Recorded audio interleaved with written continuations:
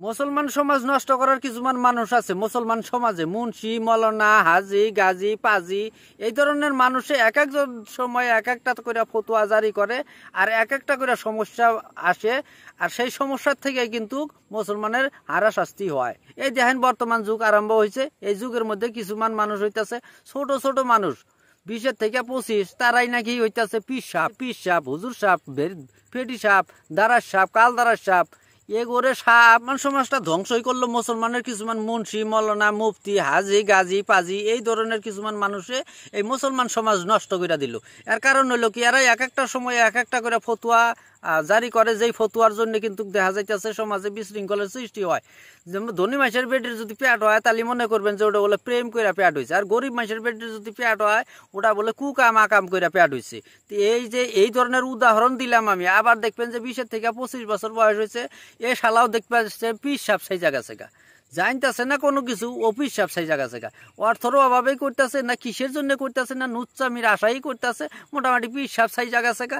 High রে তার অনুষ্ঠান গো, অনুষ্ঠান দেখলে এবারে মনে করে যে এই গ্রামের অঞ্চলের বাইরে দেশের মানুষ আইসা সেটা হুলস্থুল করে। আবার কেউ কেউ দেখবেন যে নাল শালুক কাপড় তলে উপরে বাইন্দা সমাজে ঘোরাফেরা করতেছে, হেক মাওলা, হাওক মাওলা, হুল মাওলা, বাল মাওলা কয়া কয়া কয়া কয়া ঘুরতেছে আর মানুষের মধ্যে বিভ্রান্তির সৃষ্টি করে। আবার দেখবেন যে এই মুসলমান সমাজের ভিতরে কিন্তু উপযুক্ত বিচার হয় না। বিচার কাগর হবে জানেন? যারা নিরহ গরিব তাগর কিন্তু একদম চূড়ান্ত বিচার হবো, মানে যা হওয়ার কথা ছিল তার থেকে 3 ডাবল বেশি হবো। আবার যা দেখবেন যে না লাঠি তাগর বেশি আছে, টিহা পয়সা আছে, ওগর দেখবেন যে নাই 6-9 সাপ দিয়া থুয়া দিয়া দিল। এই হচ্ছে মুসলমান সমাজের বিচার। দেখলি না আহনে শরীরের পশম খারাপ হয়ে যাবো গা, যে এটা কোন ধরনের বিচার মাথাতে আপনার খেলবো না, এমন বিচার এরা করবার পারে। এই জন্যই সমাজটা না একবারে ধ্বংসর পথে যাইতেছে। মামা, চাচা, খালা, দাদা জাগর বেশি আছে, তাগরেই দল শক্ত করে নিয়ে আছে। ওই যে আশপাশে যারা নিরহ আছে ওগর উগরে গজব ঠাইলতেছে।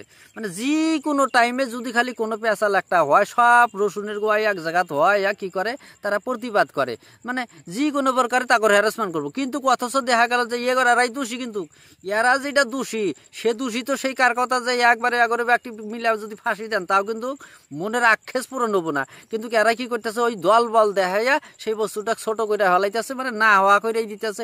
এভাবে চলবি কতদিন? ওই জন্য আসামের মুখ্যমন্ত্রী হিমন্ত বিশ্ব শর্মাকে আমি ধন্যবাদ দেই যে যেভাবে যাতা দেওয়া নাগে ওইভাবেই যাতা দিতেছে, কিন্তু দিতেছে দূষিক এই ধরনের ওস্তাদি মাতাব্বরি বান্দরামি করা মানুষে কি দিতেছে। সমাজের যেগুলা লুচ্চাপত্তনের মানুষ আছে, বদমাস আছে, বদমাসেরও সীমা থাকে, অজস্র বদমাস যারা তা করে কিন্তু হিমন্ত বিশ্ব শর্মা ছাড়তেছে না, এক ঠাসা চোদই দিতেছে আর করতেছে যে আমার সাইডে থেকে আমি কইতাছি যে যা করতেছে হিমন্ত বিশ্ব শর্মা সূক্ষ্ম বিচার করতেছে। জীবনের বেশিরভাগ সময় পার করলো শয়তানি বান্দরামি বদমাশি কইরা, চুরি কইরা, বদমাশি কইরা, বান্দরামি কইরা, নুচ্চামি কইরা। এখন দেখবেন তারা 2 দিন নামাজ পড়ছে না পড়ছে, তারাই দেখবেন যে মৌলবী সেই জায়গা সেগা।